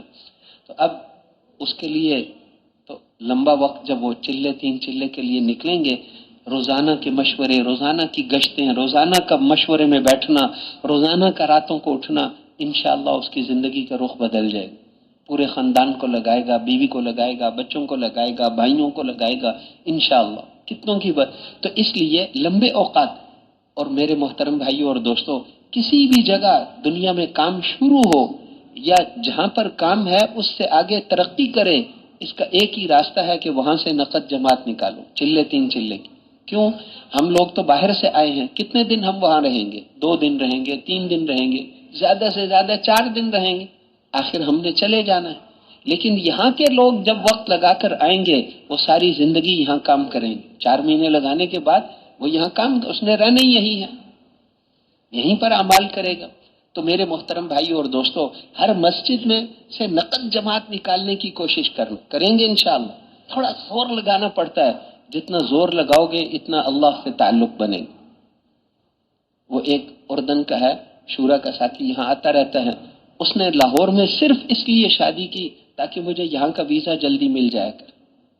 یہاں آؤں گا بڑوں کے پاس تو پھر یہاں اجتماع پر آتے ہیں تو یہاں قصور کے دیہاتوں میں قریب قریب ہمیشہ ہر جہاں بھی کسی بستی میں بھیج دو چلے 3 چلے کی جماعت لے آئے گی. برکینا فاسو میں ہم تھے، وہاں وہ ہماری 10 پاکستانی جماعتیں تھیں، ان کی وصولی تھوڑی تھی 40 آدمی، اور اس اکیلے وہ بھی وہاں چلہ لگانے آئے تھے، وہی ساتھی اردن والا، اس کی وصولی 90 آدمی تھی. وہ 90 آدمیوں کو چلے 3 چلے کے لیے لے کر آ گئے تشکیل سے. تو تھوڑا زور لگاؤ نا، تھوڑا زور لگاؤ گے تو اللہ کے محبوب بن جاؤ گے. کچھ کرو نا، ہم تو کسی کی کمائی ہے، ہماری کمائی کون ہے؟ زور لگا، کوشش کرنا. نفس اور شیطان تو آپ کو جیسے رسہ کھینچتے ہیں نا، 5-6 بڑا موٹا رسہ، 5-6 نوجوان ادھر سے 5-6 ادھر سے، نفس اور شیطان ادھر کھینچیں گے. ہم نے ان کے ساتھ نہیں جانا، ورنہ تو گئے. زور لگانا ہے ان کو، اعمال پہ جمنا ہے.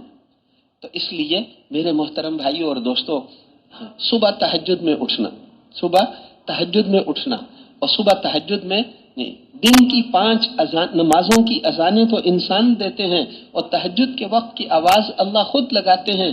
هل من مستغفر فاغفر له، ہے کوئی بخشش چاہنے والا، ہے کوئی شفا چاہنے والا.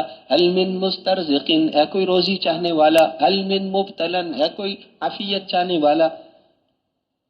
اللہ واضح لگا. اس وقت جو سویا ہوا ہے وہ کتنا بدقسمت انسان ہے. اس وقت اللہ دے رہے ہیں دے رہے ہیں دے رہے ہیں. جو وہ دے رہے ہوتے ہیں تو شیطان کی بھی امید ہوتی ہے کہ شاید آج میری بھی بخشش ہو جائے، آج تو اتنا دینے پر آئے ہوئے ہیں. تو اس وقت تو دے رہے ہیں، اور جو سوتا رہا تو وہ تو. اس لیے اب رات چھوٹی ہوتی جا رہی ہے، لیکن ابھی بھی کچھ لمبی ہے.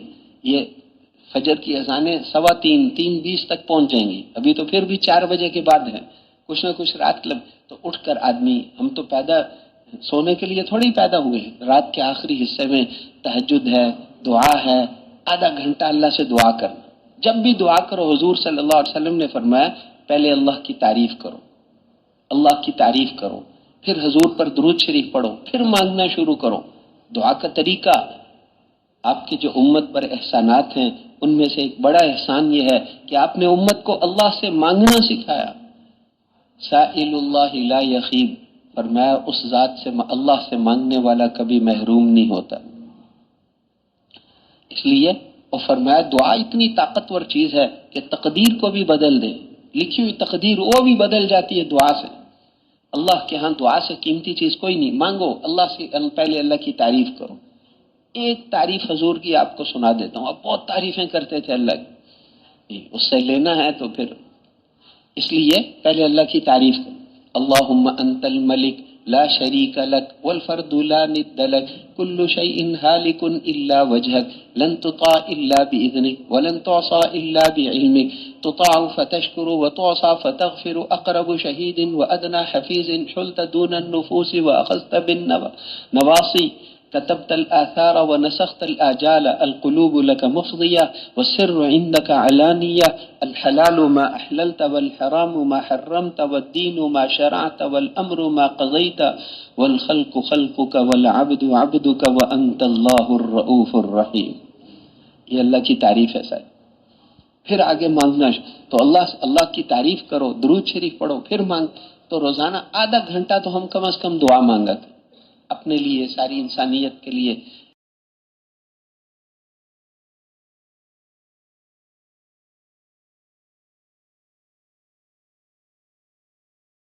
کریں گے انشاءاللہ. پھر 4 کام ہم فجر سے پہلے تہجد، دعا، ذکر اور تلاوت. صبح صبح قرآن پاک پڑھ کر، دیکھ کر پڑھنے سے سب سے زیادہ نور دل میں پیدا ہوتا ہے اس عمل سے. تو یہ اعمال، یہ فجر کا بیان مضبوط ساتھی. اچھا بات تو یہ چل رہی تھی، وہ بیچ میں رہ گئی کہ بستی میں ایک تو ہم نے 100% لوگوں سے ملاقات کرنی ہے، نقد جماعت چلے 3 چلے کی نکالنے کی پوری کوشش کرنی ہے، 5 اعمال شروع کرانے ہیں. ہوتا کیا ہے، وہ کہتے ہیں جی ہماری مسجد میں 5 اعمال ہو رہے ہیں. مسجد کے 5 اعمال نہیں، ہر جیسے آپ یہ نہیں کہتے کہ ہماری مسجد میں 5 نمازیں ہوتی ہیں. 5 نمازیں تو ہر مسلمان پر فرض ہیں. ایسے یہ 5 اعمال ہر ساتھی کے ہیں. اللہ جل شانہ نے قرآن میں فرمایا کہ ہلکے ہو یا بوجھل ہر حال میں نکلو. تو حضرت جی مویوس صاحب رحمۃ اللہ علیہ فرماتے تھے کہ یہ اللہ نے ہر عمل کے بارے میں فرمایا ہے، مقامی گشت ہلکے ہو یا بوجھل، بیرونی گشت ہلکے ہو یا بوجھل، مہینے کا سہ روزہ ہلکے ہو یا بوجھل، شب جمعہ منگل مشورہ ہلکے ہو یا بوجھل، روزانہ گھر کی تعلیم مسجد کی تعلیم ہلکے ہو یا بوجھل، روزانہ گھر کا مشورہ مسجد کا مشورہ ہلکے ہو یا بوجھل، اور روزانہ کا وقت فارغ کرنا ہلکے ہو یا بوجھل، اور روزانہ راتوں کو اٹھ کر تہجد تسبیحات تلاوت اور تنہائیوں کی دعائیں ہلکے ہو یا بوجھل، اور روزانہ کی انفرادی دعوت ہلکے ہو یا بوجھل۔ ان اعمال کو جب ہم ہر حال میں کریں گے تو ان اعمال کا نور اللہ ہمیں نصیب فرمائیں گے، پھر ان اعمال میں کامیابی اپنی آنکھوں سے ایسے نظر آئے گی جیسے آج چیزوں میں نظر آتی۔ ان اعمال کو ہر حال میں کرنا، اللہ کو وہ عمل پسند ہے جو ہر حال میں ہو۔ ساتھی ملتے ہیں نا کارگزاری میں، کبھی سناتے ہیں کہ جی 54 سال سے تبلیغ میں لگا ہوں، کبھی گشت نہیں چھوٹا۔ پابندی اس کو کہتے ہیں۔ اللہ کتنے خوش ہوں گے، پابندی کے ساتھ حرام۔ تو ان مقام والوں کو اس کے لیے تیار کرنا، 5 اعمال ہر ساتھی کے 5 اعمال ہیں، پھر مسجد کی جماعت مضبوط ہو، 100% نمازی بن جائیں، یہ سارے کام کر کے پھر اگلی مسجد میں جانا ہے۔ اور صبح کو جیسے بات چل رہی تھی کہ صبح فجر کے بیان مضبوط ساتھی کا بیان ہو، تاکہ اپنے ساتھی بھی فکر مند ہو جائیں، گشتوں کے لیے تیار ہو جائیں، مقامی ساتھی بھی فکر مند ہو جائیں۔ اچھا، اب یہ بات یاد رکھنی ہے کہ فجر کے بیان کے بعد ضروری نہیں کہ مشورہ ہو۔ اگر مقامی ساتھی، حضرات فرماتے ہیں اگر مقامی ساتھی اس وقت مشورہ کرتے ہیں تو ہم بھی کریں گے، ہم اور وہ ایک ہی جماعت ہیں۔ اور اگر مقامی ساتھی کہتے ہیں ہمارا مشورہ ظہر میں ہے، شام کو ہے، کسی اور وقت ہے، تو پھر ہم بھی نہ کریں، ہم بھی 9 بجے جب جمع ہوں گے اس وقت کر لیں گے۔ اس وقت فجر کے بیان کے بعد سب سے اہم کام، اس وقت سب سے زیادہ مناسب وقت ہے گشتوں کے لیے۔ لوگ جہاں ہماری تشکیل ہے، لوگ تو دیکھو بعد میں اپنے دفتر چلے جائیں گے اور اپنی ڈیوٹی پر چلے جائیں گے، اپنی دکان پر چلے جائیں گے، دودھ بیچنے چلے جائیں گے، ادھر ادھر چلے جائیں۔ صبح انسان کا دماغ تازہ ہوتا ہے، فیصلہ کرنا صحیح اور آسان ہوتا ہے۔ صبح ملاقات کرنا، بعد میں تو وہ اپنے گھروں سے چلے جائیں گے، شام تک آپ کو ملیں گے ہی نہیں۔ صبح کی ملاقاتیں بہت ضروری ہیں، اور صبح کی جو ملاقاتیں ہوتی ہیں ان میں جا کر صرف اتنی بات نہیں کرنی ہوتی کہ بھائی مسجد میں جماعت آئیے آپ ہماری نصرت کرو، ہر وقت یہ بات تھوڑی کرنی ہوتی۔ وہ تو شروع میں جب بستی میں آئے تھے تو یہ بات تھی۔ صبح کے وقت جو ملاقاتیں ہیں، اس کے گھر میں بیٹھ کر بیٹھک میں، اس سے جا کر الگ میں پوری 6 نمبروں کی بات، فضائل، نکلنے کے فضائل، پھر اس کو نقد بستر سمیت وصول کر کے، یہ صبح کی جو ملاقاتیں ہیں، اس میں یہ نہ گھبرائیں کہ وہ افسر ہے پتہ نہیں کیا کہے گا، کسی انسان سے اثر نہیں لیتا داعی۔ لوگ 2 نمبر دوائیاں بیچتے ہوئے نہیں شرماتے، ہم رب العالمین کی طرف بلاتے ہوئے کیسے شرمائیں گے؟ ہم اس بڑے اللہ کی طرف بلا رہے ہیں جو اس کائنات کا تن تنہا بادشاہ ہے، اللہ کی طرف۔ الا کل شیء ما خلا اللہ باطل، غور سے سن لو، اللہ کے علاوہ سب کچھ دھوکہ ہے۔ حقیقی ذات اللہ کی ذات ہے، حقیقی صفات اللہ کی صفات ہیں، ہم تو اللہ کی طرف بلا رہے ہیں۔ حضور صلی اللہ علیہ وسلم کو اللہ جل شانہ نے فرمایا قرآن پاک میں کہ آپ ان کو ڈنکے کی چوٹ دعوت دیں، ایسی دعوت دیں جو ڈھکی چھپی نہ رہے۔ تو اس لیے زور الفاظ نرمی والے، محبت والے، تو تم کا نہیں، آپ کیا کہتے ہیں، اپنے آپ کو ان کے ساتھ شریک کر کے بات کرنا، لیکن بات قوت کے ساتھ ہو، اس کی کوشش کرنا، نرمی، شفقت، محبت اور انداز، یعنی اچھی بات ان کے ساتھ ایسے انداز سے بات کرنا کہ وہ سمجھ جائے پوری بات۔ تو اس کی کوشش کریں گے نا انشاءاللہ۔ اس کا کوئی عذر ہے، اس کا حل پیش کرنا۔ وہ کہتے ہیں میرے حالات ٹھیک نہیں، اس کو بتانا کہ حالات کس کو کہتے ہیں بھائی؟ ہاں، حالات تو مرنے کے بعد پتہ چلے گا حالات کیا ہوتے ہیں۔ یہاں کے سخت سے سخت حالات یہ بھی کچھ نہیں ہے، حالات تو مرنے کے بعد پتہ چلے۔ آخرت کی بات اس کو ایسے سنانا کہ وہ کہے کہ میں نقد تیار ہوں، میرا نام لکھ لو۔ اتنا اہم کام ہے، وہ تو اہمیت اللہ بتا رہے ہیں، ہم نہیں۔ تو اس لیے ایک عرب نے ایک دفعہ اس کو دعوت دی، اس نے کہا میرے 20 عذر ہیں، میں نہیں جا سکتا۔ تو اس کو ایک آیت، جو ساتھی دعوت دے رہے تھے، اس نے ایک آیت سنائی، ایک آیت میں اللہ نے 8 چیزوں کا ذکر کیا ہے، جن 8 چیزوں کے بیچ میں آدمی رہتا ہے، ان 8 چیزوں کا ذکر کر کے فرمایا کہ اگر یہ چیزیں تمہیں اللہ اور اس کے رسول سے اور اللہ کے دین کی محنت سے زیادہ پیاری ہیں تو پھر عذاب کا انتظار کرو۔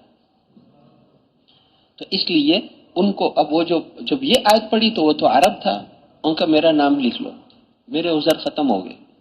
میرے تو عذر یہی تھے، تمہارے باپ اور تمہارے بیٹے اور تمہاری بیویاں اور تمہارے بچے اور تمہاری یہ تجارتیں اور تمہارے مال اور تمہارے یہ گھر اور تمہاری ساری چیزوں کو ذکر کر کے اللہ نے فرمایا کہ اگر یہ چیزیں تمہیں اللہ اور اس کے رسول سے اور اللہ کے دین کی محنت سے زیادہ پیاری ہیں تو پھر انتظار کرو۔ تو میرے محترم بھائیوں اور دوستوں، اس لیے ہر ایک بھائی سے ملنا، اس کو فضائل سنانا اور اس کو جو ہے شفقت محبت سے نکلنے کے لیے تیار کرنا، اس کے عذر کا حل پیش کرنا، صحابہ کی قربانیاں تو کریں گے نا انشاءاللہ۔ اچھا، گشتوں میں تھک کر آگے، اب تعلیم کا حلقہ جو وقت میر صاحب نے کہا ہے اس میں اہتمام سے پہنچنا، اہتمام سے ہر عمل میں پہلے اللہ دیکھ رہے ہیں، رائیونٹ والے نہیں دیکھ رہے، رائیونٹ والوں نے ہمیں کچھ نہیں دینا، ہمیں تو اللہ نے دینا ہے، جس اللہ نے ہمیں دینا ہے، قبول کرنا ہے، ہدایت کا ذریعہ بنانا ہے، وہ اللہ دیکھ رہا ہے، وہ اللہ دیکھ رہا ہے۔ اس لیے ہم تو ہر وقت سامنے ہیں، نظر کے سامنے، اس لیے جو ہے اہتمام، پابندی، اللہ دیکھ رہے ہیں۔ تو میرے محترم بھائیوں اور دوستوں، اس لیے جو ہے صبح صبح گشتیں ہو گئیں، تعلیم کا حلقہ ہو گیا۔ ایک اجتماعی تعلیم ہوتی ہے کہ انفرادی؟ اس تعلیم کے دوران گشت بھی ہوتا ہے، تعلیمی گشت، قریب کے لوگوں، 2 ساتھی ادھر بھیج دیے، 10 منٹ سے زیادہ نہ لگائیں، وہ ادھر سے تو وہ واپس آگے، ایک جوڑی اس طرف بھیج دی، ایک جوڑی اس طرف بھیج دی، تعلیمی گشت لمبا نہیں کرنا، اس لیے کہ یہ جو ہم جانے والے، جو گشت پہ جانے والے ساتھی ہیں، ہم خود بھی اس کے محتاج ہیں جو پڑھا جا رہا ہے، یہ ہمارے روح کی خوراک ہے، اس لیے جلدی واپس آنا ہے۔ لمبی گشتیں ہم نے رات کو کر لی، صبح کر لی، اس وقت جو ہے یہ تو تعلیمی گشت مختصر، اور ایک انفرادی تعلیم ہوتی ہے، یہ تو اجتماعی تعلیم ہے، پوری جماعت اکٹھی بیٹھ کر تعلیم کرے، اور ایک انفرادی تعلیم ہے کہ ہم میں سے ہر ساتھی تنہائیوں میں خود بھی ان کتابوں میں سے پڑھے، جو کچھ فضائل نماز میں لکھا ہوا ہے میری نماز ویسی بن گئی ہے، جو کچھ فضائل قرآن میں لکھا ہوا ہے میری تلاوت ویسی بن گئی ہے، جو کچھ فضائل ذکر میں ہے میرا ذکر ویسا بن گیا ہے، خود بھی ان کو تنہائیوں میں پڑھنا۔ اور امیر صاحب نے 2 کی جوڑی بنائی ہے، ایک نیا ایک پرانا، نیا ساتھی پرانے ساتھی سے سیکھتا رہے، فارغ اوقات میں ایک فضیلت بھی ہم یاد کر لیں، جو 40 حدیثیں یاد کر کے امت تک پہنچائے گا تو وہ اس کا حشر قیامت کے دن علماء کے ساتھ ہو جائے۔ کتنی ہم ترقی کر سکتے ہیں۔ تو اس لیے جو ہے میرے محترم بھائیوں اور دوستوں، اس کا ہم کوشش کریں، فضائل سیکھ کر پکے تو ایک نئے ساتھی کو ایک پرانے کے ساتھ جوڑا، چند دن بعد بدل دیں، امیر صاحب اس کی جوڑی دوسرے پرانے کے ساتھ بنا دے، پھر چند دن کے بعد تیسرے، کچھ اس سے سیکھے گا، کچھ اس سے سیکھے گا، ایک ساتھی بہت قیمتی ہے۔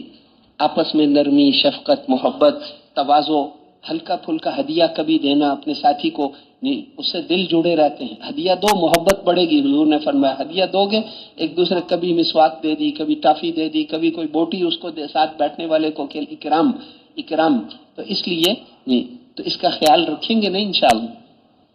اور میرے محترم بھائیوں اور دوستوں، پھر انفرادی تعلیم، اور ظہر سے پہلے خدمت والوں کو کہہ دو 11 بجے کھانا تیار ہو، اس سے پہلے تعلیم، اور یہ ہو گیا اعمال۔ اب کھانا کھانے کے بعد کھانے میں عیب نہیں نکالنا چاہیے، اس کے بعد پھر کھانا کھانے کے بعد تھوڑی دیر قیلولہ کر لیں۔ صبح سونا تو نہیں ہے، وہ رمضان شریف میں الگ بات تھی، اب نہیں سونا، جو صبح سوئیں گے سارا دن ضائع ہو جاتا ہے۔ صبح کے وقت میں بہت برکت رکھی ہے اللہ نے، اگر لوگ نہیں ملتے اس وقت تعلیم کر لو، صبح نہیں سونا چاہیے، صبح کے وقت سونا یہ شریعت میں اچھی۔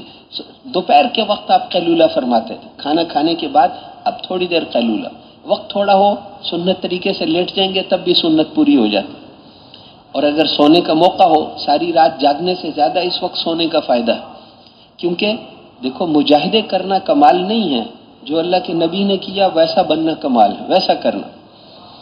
اس لیے ہم کیا کر، اس وقت مسجد میں اگر ہم آرام کریں تو کم از کم 2 ساتھی ہمارے جاگتے رہیں، کیونکہ باہر کے لوگ تو نہیں سوتے نا دوپہر کو، تو کوئی نوجوان آئیں گے کہ آؤ مسجد میں جماعت آئی ہوئی ہے، آؤ مل کر آتے ہیں، اب سب سو رہے ہیں تو نقصان ہو جائے گا۔ دو ساتھی کم از کم جاگ رہے ہوں، آنے والوں کو دعوت دیں، سنبھالیں، کوئی گشت کی ضرورت ہے، کوئی دعوت دینے کی ضرورت ہے، ان کو اجر زیادہ ملے گا، ان کی قربانی زیادہ ہے، قربانی جب بھی زیادہ ہوگی اس پر اجر ملے گا۔ بس اچھا، مسجد میں آرام کر رہے ہیں، اذان سے کم از کم 15 منٹ پہلے اٹھ جانا چاہیے۔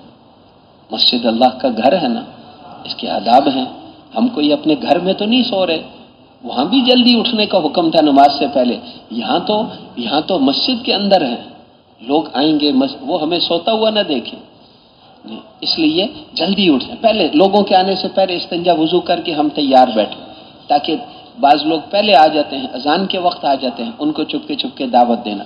ہر نماز سے پہلے دعوت کا موقع ہوتا ہے، ظہر سے پہلے، عصر سے پہلے، مغرب سے پہلے، بجائے پیچھے بیٹھنے کے صفوں میں بیٹھ کر ساتھ آنے والوں کو نرمی، محبت، پیار سے دعوت دینا، ایمان کے بول بولنا، 6 نمبروں کے اندر کی دعوت دینا، تشکیل کے لیے تیار کرنا، جی شفقت سے، نرمی سے، محبت سے، اس کا دل گھر میں لگے ہی نہیں، جماعت آئی ہوئی ہے میں نے جانا ہے ان کے پاس، ایسی محبت سے اس کو لو، تو محبت دل لینا۔ تو پھر میرے محترم بھائیوں اور دوستوں، ہر نماز سے پہلے دعوت دیں گے نا انشاءاللہ۔ بس اسی طرح پھر جو ہے وہ ظہر سے پہلے اٹھ کے، ظہر کی نماز کے بعد، اچھا ظہر کے بعد پہلے دن ہم گئے ہوں تو اعلان کر سکتے ہیں، ورنہ تو اعلان تو صرف گشت کے لیے ہوتا ہے یا بیان کے لیے ہوتا ہے، لیکن اگر ہم پہلے دن گئے ہیں تو تعلیم کے وقت بھی اعلان کر سکتے ہیں، جی ظہر کے بعد تعلیم ہوگی، سب ساتھی تشریف رکھیں، اس طرح کریں، تعلیم اس دن تھوڑی دیر ہو جائے، پھر نصرت کے فضائل سنانا، نصرت کے فضائل سنا کر ہمیں گشتوں کے لیے، ان کو گشتوں کے لیے آمادہ کرنا، کون صبح کے وقت گشتیں کروا سکتا ہے، کون شام کو کروا سکتا ہے، کون دوپہر کو، لوگوں کے مختلف اوقات ہوتے ہیں، بعض کی ڈیوٹی رات کو ہے وہ ہمیں دن کو گشتیں کروا سکتے ہیں، کسی کی ڈیوٹی دن کو ہے وہ شام کو کروا سکتا ہے، تو جو جس وقت ان کے اوقات لکھ لینا، پھر اس کے مطابق ان کو، اس میں بھی حضرات فرماتے ہیں کہ اگر ہم یوں کریں کہ ایک مسجد سے دوسری مسجد میں جانے میں ہم صبح فجر سے پہلے چلے جایا کریں، عشاء کے بعد چلے جائیں، یہ جو ترتیب ہے نا کہ 10 بجے تک آرام کرو، 10 بجے اٹھ کر اگلی مسجد میں جاؤ، اگلی مسجد کے پرانے ساتھی شام تک نہیں ملیں گے، تو ہر ایک مسجد سے دوسری مسجد میں جاتے ہوئے ایک دن ہم نے بیچ میں ضائع کر دی۔ عشاء سے پہلے ہم اگلی مسجد میں چلے جائیں، کام پورا کر کے، عشاء کے بعد چلے جائیں، فجر سے پہلے چلے جائیں، وہاں کیا فائدہ ہوگا؟ اس مسجد کے سارے پرانوں سے ملاقات ہو جائے گی، کام کی ترتیب بن جائے گی، نصرت کے لیے تیار کریں گے۔ تو ایک مسجد سے دوسری مسجد جانا ہے، بہتر ہے کہ فجر سے پہلے چلے، عشاء سے پہلے، عشاء کے بعد رات کو چلے جائیں، تاکہ جاتے ہی پرانوں سے ہماری ملاقات ہو اور وہ ہمیں کام کی ترتیب گشتوں کی بنا دیں، کام شروع ہو جائے۔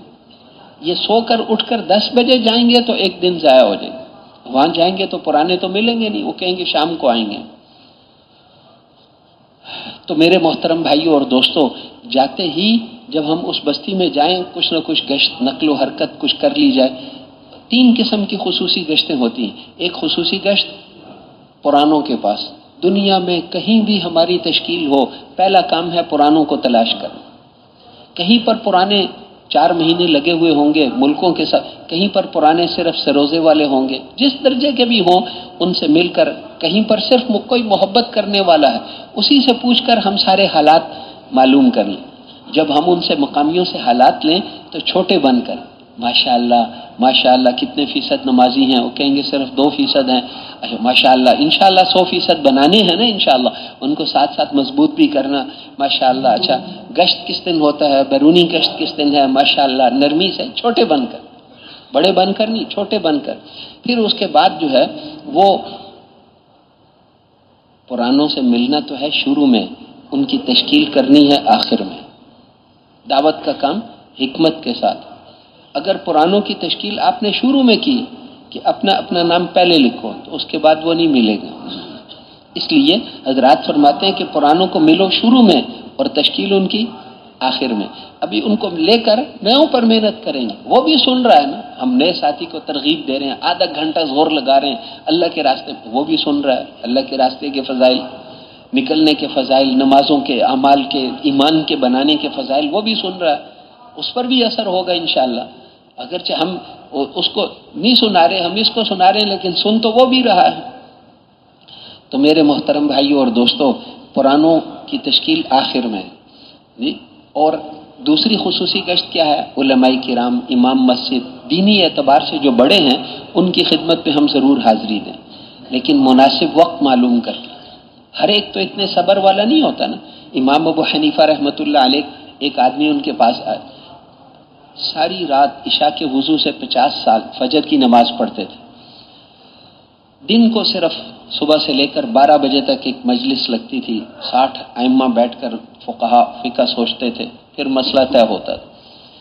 12 بجے چھٹی، تو وہ پھر اس کے بعد تھوڑی دیر قیلولہ، پھر ظہر کے بعد پھر شروع ہو جاتا ہے، وہی پورے دن میں وہی وقت ان کو آرام کا ملتا تھا۔ تو وہ اپنے گھر جا کر اوپر والی منزل میں، وہاں ان کی جگہ تھی، وہاں جا کر سو گئے۔ ابھی لیٹے تھے، 10-15 منٹ بعد ایک آدمی زور زور سے دروازہ بجا رہا ہے، وہ اٹھ کر سیڑھیاں اتر کر نیچے آئے۔ ہاں بھائی کیا بات ہے؟ ان کا مسئلہ پوچھنے آیا ہوں۔ اور وہ تو صبر والے تھے، یہ نہیں کہا کہ صبح سے میں بیٹھا ہوا تھا مسئلے بتانے کے لیے، وہاں نہیں پوچھا، یہاں پر آ کر جو ہے نا تم، یہ نہیں کہا۔ ان کا اچھا بھائی پوچھ لو۔ ان کا میں تو بھول گیا، وہ مسئلہ پتہ نہیں کیا تھا، آپ کو دیکھ کر بھول گیا ہوں۔ اچھا چلو، کہ یاد آ جائے تو پھر پوچھ لینا۔ پھر اوپر چڑھ گئے، 15 منٹ ابھی لیٹے تھے، پھر اس نے دروازہ بجا، پھر نیچے آئے، بھائی کیا بات ہے؟ کہ مسئلہ پوچھنے کے لیے آیا ہوں۔ اچھا کیا مسئلہ ہے؟ وہ تو میں پھر بھول گیا۔ اچھا ٹھیک ہے، چلو جب یاد آئے گا پوچھ لینا۔ پھر چلے گئے، پھر اس نے 15 منٹ بعد کھٹکھٹا دیا۔ تو سارے لوگ تو ویسے نہیں ہوتے نا، اس لیے وقت معلوم کرنا، کون سا وقت ان کے آرام کا ہے، کون سا وقت۔ وہ سارا دن دین کے کام میں لگے ہوتے ہیں، ہم ان کو جگائیں گے تو ان کے باقی دن کے کاموں میں خلل پڑے گا۔ اس لیے جو ہے وہ ان کا آرام کا وقت کون سا ہے، ملاقات کا وقت کون سا ہے، اس وقت میں ملاقات کرنی چاہیے۔